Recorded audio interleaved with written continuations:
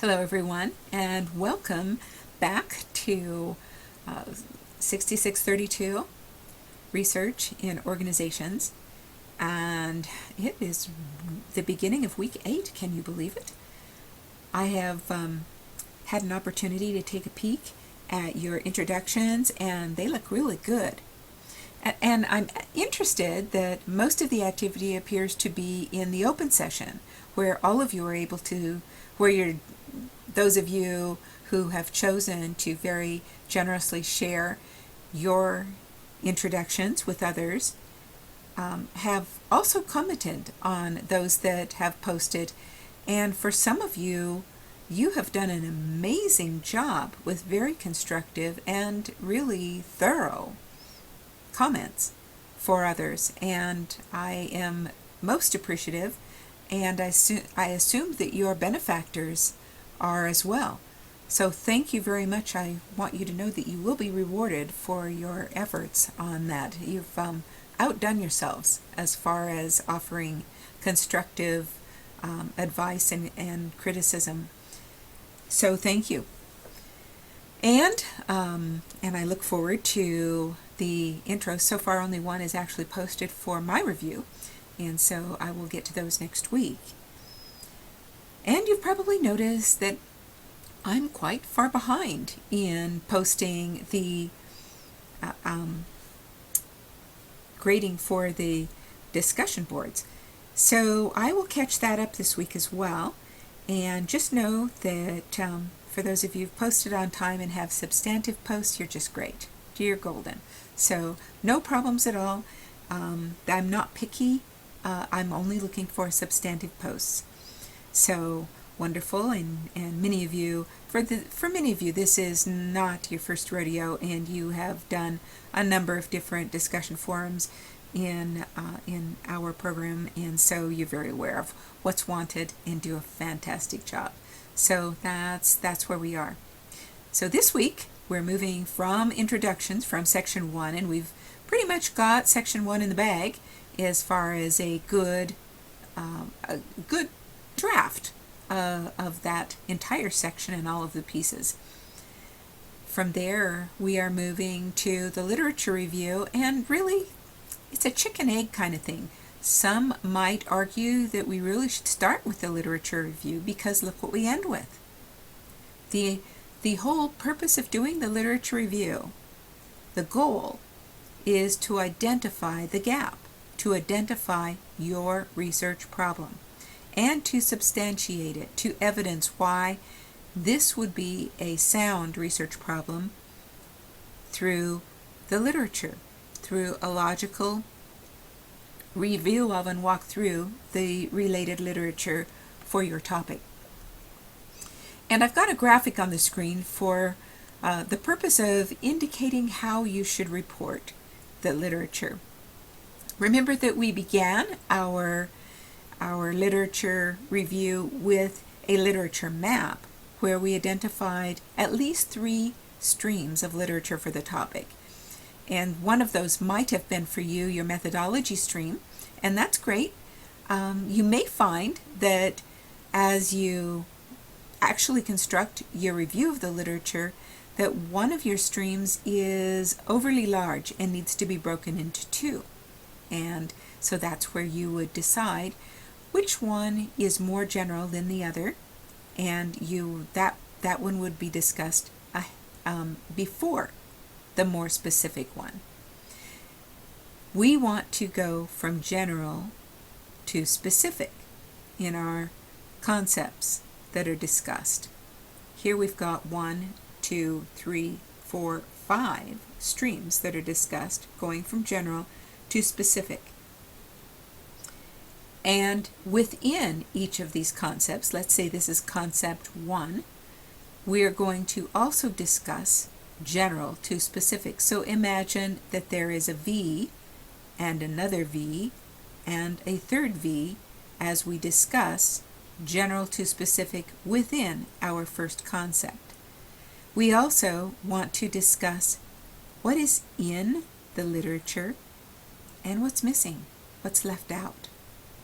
As we go through and weave through And the way we want to do that is that we want to have it, just view it as a conversation. Like all of these folks are sitting around your kitchen table having a conversation, and you're going to be the moderator, and as you discuss topic 1, you're going to weave back and forth between and among those at your table.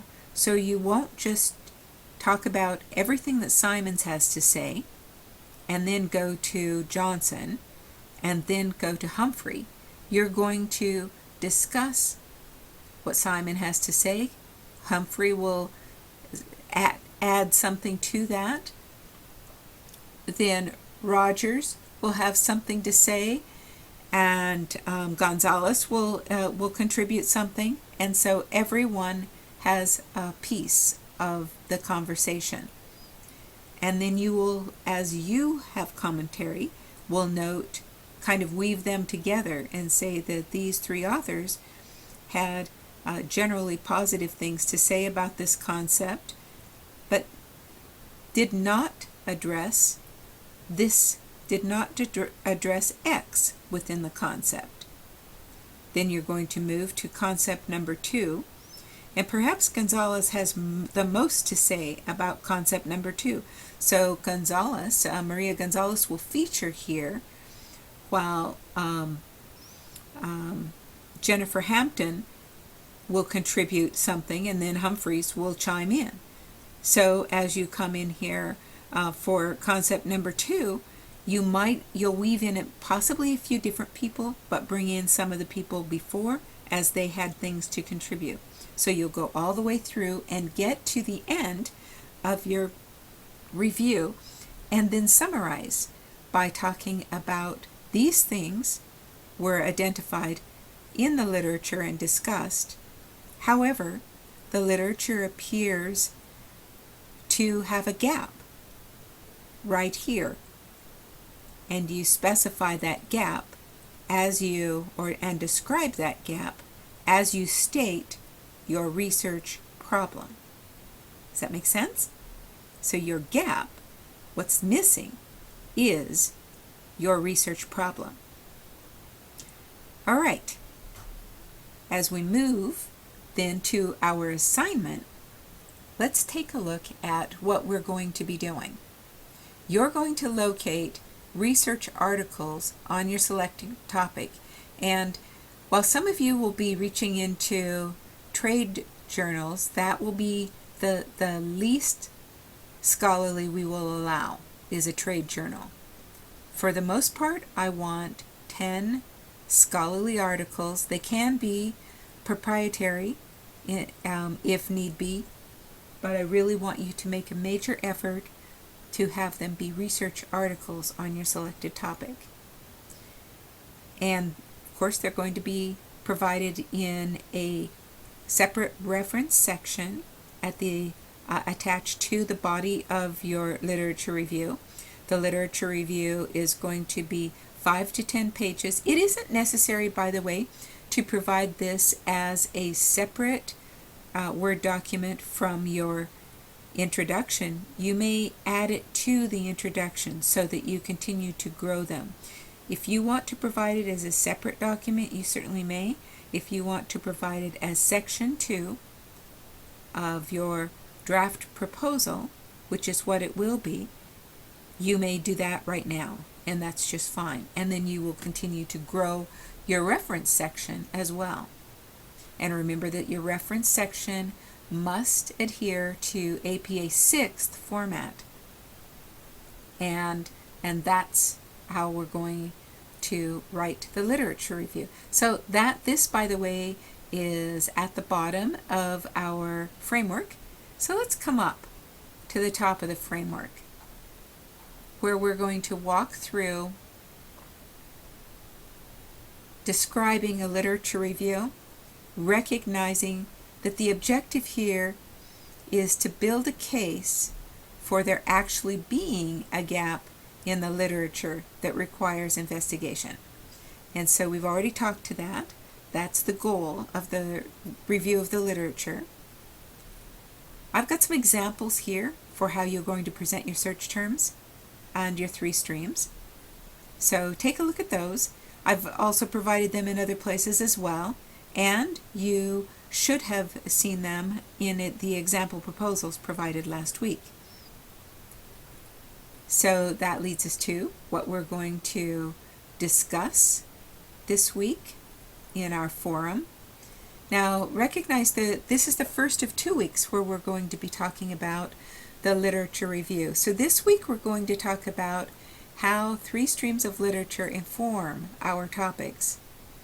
Is there a missing area of literature important to your study, and discuss that. Where did you find it? What questions do you have about the review of the literature? And so we'll ask them of each other, and that will be our conversation for this week. So that takes us to our framework, which we've just discussed, our resources, which we began with our discussion, and our committee discussion of the literature review. All right then, let's begin. We are actually, remember that we only have 3 sections, and we're beginning section 2. So we're making major progress on our proposal. Great work. See you in the forum.